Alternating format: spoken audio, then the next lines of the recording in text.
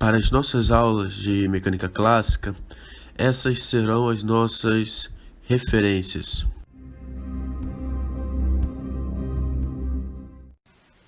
Com base nos preceitos da ciência moderna, fenômenos da natureza podem ser observados e testados em experimentos controlados. Por meio, lógico, de equipamentos precisos, a gente consegue obter dados. Esses dados podem ser avaliados e interpretados dentro do rigor da matemática, trazendo assim hipóteses e até mesmo conclusões a respeito desses fenômenos. Aqui eu trago essa imagem que é muito explicativa, ela facilita bastante entender o conceito de modelagem. Essa imagem, a montagem dessa estrutura foi proposta pelo professor Cláudio Possani, da USP. Eu achei bem interessante e trago aqui. O que acontece? Muitos dos problemas reais são extremamente complexos para serem analisados do ponto de vista matemático, tá? Impossíveis de serem resolvidos na sua exatidão, em muitos dos casos. Mas, na realidade, às vezes não precisamos de uma solução exata, tá? Uma solução aproximada já é satisfatória. Por isso, você pode observar que um problema exato, por meio da modelagem, primeiro passo é fazer uma simplificação, né? Então você obtém um problema aproximado. Em cima desse problema aproximado, a gente consegue uma solução exata. Já que o problema foi aproximado, ele foi aproximado justamente por isso, para a gente poder obter uma solução exata. Aí, com essa solução exata, nós avaliamos por meio de uma simulação, por meio de um teste de veracidade, nós avaliamos se essa solução exata ela é uma boa aproximação do problema real, do problema exato. Se for, ótimo. Esse modelo ele pode ser utilizado para representar, mesmo que aproximadamente, a realidade. Caso contrário, nós precisamos voltar e aprimorar esse modelo, fazer uma nova aproximação da realidade, até obter uma solução satisfatória, certo? Essa é a ideia. A abordagem matemática ela pode ser feita através de modelos determinísticos ou modelos probabilísticos. O modelo determinístico é um modelo da ciência moderna, né? Onde busca achar a relação de causa e efeito.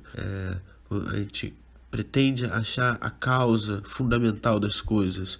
Já o modelo probabilístico trabalha com variáveis aleatórias. A noção de causa ela se perde. Então o modelo probabilístico trabalha com os efeitos, independente das causas, ela trabalha com os efeitos. Nós aqui trabalharemos com modelos determinísticos. Estudaremos aqui as leis de Newton, as leis da física clássica. Esses modelos nós podemos utilizar aí no modelo determinístico quando nós temos um conjunto de entradas conhecido e do qual resultará em um único conjunto de saída. Bem clara a relação causa e efeito. Em geral, o sistema determinístico ele é modelado analiticamente por métodos matemáticos. Isso só não pode ser feito quando o modelo se torna muito complexo ou envolvendo um grande número de variáveis ou de relações. Aí, nesse caso, nós recorremos aos métodos numéricos como uma alternativa de solução. Gráficos e funções são instrumentos muito explorados pela matemática aplicada. Nós podemos observar, com relação a gráfico, aqui um gráfico no plano cartesiano. bem conhecido. É, nós temos a relação entre variáveis dependentes e variáveis independentes, tá? Então, por meio de uma experimentação, dados são obtidos e esses dados são plotados nesse par de eixo, né, abscissa com variáveis independentes, ordenada com variáveis dependentes. Observando a relação entre essas informações, nós podemos chegar a uma lei de formação.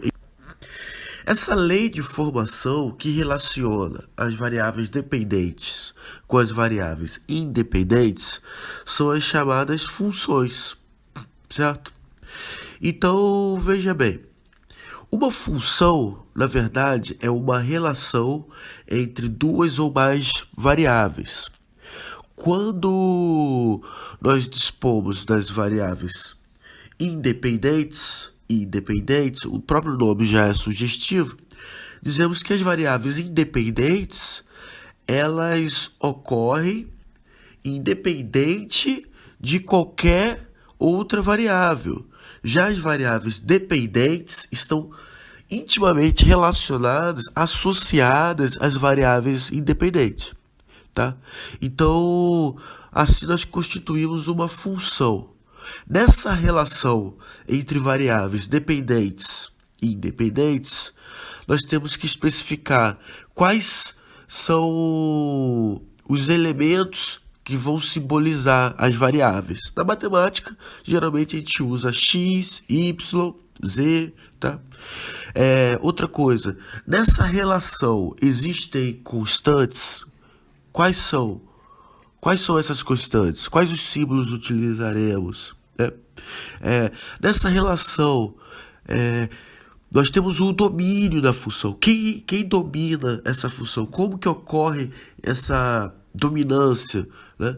Então, se você observar, as variáveis independentes, elas que dominam a relação, são elas que vão proporcionar os valores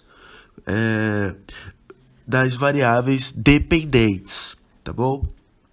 Então, essa relação não pode ser de qualquer forma, né? Nós sabemos lá da matemática básica e existem famílias de funções, famílias como as funções polinomiais, né? Aí é um caminhão de informação. Família das funções polinomiais. Nós temos as funções de primeiro grau, segundo grau, terceiro grau, tá? Funções lineares, funções constantes, tudo são funções polinomiais. Funções algébricas, né, onde nós temos combinações de funções. As funções transcendentais, aí entra as funções trigonométricas, seno, cosseno, tangente, cotangente, secante, cossecante, tá? Função exponencial, logaritmo. Então nós temos bem caracterizado algumas famílias de funções, tá? Como que nós aplicamos esses conceitos aqui na física? Nós vamos partir da relação do espaço com o tempo durante o movimento de uma partícula. Nessa relação, qual é a variável independente? A princípio, a variável independente, o domínio da função é o tempo, né? Uma vez que a posição ela é marcada em função do tempo. Então nós temos aí a posição como a imagem, os valores da imagem da função, e o tempo como os valores do domínio dessa função. Nesse próximo quadro, nós temos alguns exemplos de funções, né? E eu destaco aqui o primeiro, que é uma circunferência, não é uma função. Você tem aí, você está quebrando uma das características fundamentais que constitui uma função. Você tem, observa só, você tem um elemento do domínio com duas imagens. Fisicamente, o que isso representaria? Em um determinado instante, você está ocupando duas posições, algo que contraria a física, né? Então, esse tipo de gráfico não caracteriza uma função. Já esses outros aqui, ó, uma função de primeiro grau, uma função aqui um gráfico, uma parábola, uma função de segundo grau, né, catenária, aí sim são funções. Vamos analisar com calma a função de primeiro grau, né? Observa uma reta inclinada. Vamos analisar com calma. Vamos supor que essa função ela descreve o movimento de uma partícula. Então eu quero identificar a rapidez dessa partícula. A melhor forma de calcular a rapidez é por meio da velocidade. Então eu vou partir da velocidade média, eu vou pegar dois pontos, o tempo inicial, posição inicial, o tempo final, posição final. Se você observar, por meio desses dois pontos, eu consigo trazer aqui uma ferramenta da geometria, mais especificamente da trigonometria, e utilizar em cima dessa reta para poder identificar a relação do espaço com o tempo. Como que o espaço se relaciona com o tempo. Então, essa relação eu consigo facilmente encontrar calculando a tangente desse ângulo de inclinação. Tangente, cateto oposto, né, dividido pelo cateto adjacente. Aqui na imagem, nós temos isso bem ilustrado. Essa tangente, ela vai nos fornecer a ideia de rapidez, que hoje nós chamamos como velocidade média. Então, se você observar o gráfico aqui da ponta, eu tenho duas retas, uma em amarelo, uma em azul. A em amarelo tem maior ângulo, logo a tangente dela é maior. Ou seja, é um movimento que vai ter maior velocidade. Então eu consigo fazer uma análise só em observar a inclinação das retas. A reta de maior inclinação é a reta de maior velocidade, tá?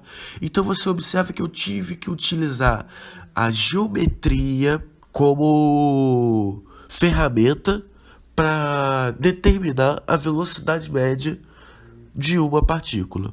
Agora, e no caso de um gráfico como esse aqui, uma parábola?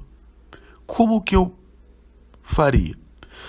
Seria possível utilizar a mesma abordagem? Não daria certo, porque aqui eu tenho curvas, tá? Curvas. E a geometria, a trigonometria, mais específico, ela não enxerga bem curvas.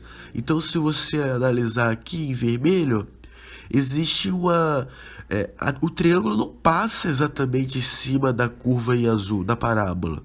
Existe um gap, um erro. Então, utilizar a velocidade média para esse caso não vai dar certo. Você vai ter uma aproximação que pode ser muito ruim, tá? Dependendo do caso. E aí, como a gente faz? Então, aí, nesse intuito de enxergar curvas dentro da geometria, de responder problemas aplicados à mecânica mesmo, surgiu o cálculo infinitesimal. Nos próximos slides, nas próximas apresentações, eu vou apresentar a chave para entrar nesse universo, o universo do infinitesimal. Para isso, nós teremos que entender limite de função e depois, na sequência, derivada e integração de funções.